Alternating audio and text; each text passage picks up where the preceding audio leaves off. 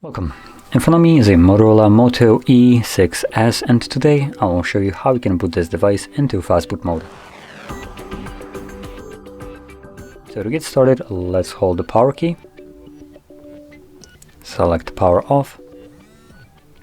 Once the device turns off, you want to hold power and volume up at the same time.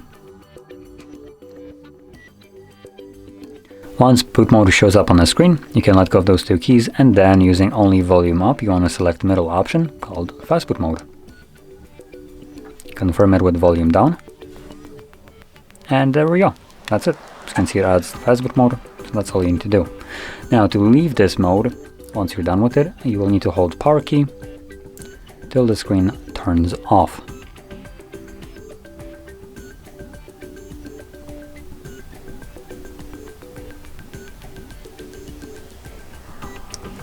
There we go. Now it looks like the device is not turning back on its own, so you need to press and hold power key once more. And now we just wait for it to boot back up.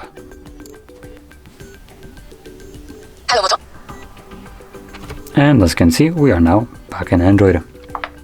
So, if you found this very helpful, don't forget to hit like, subscribe, and thanks for watching.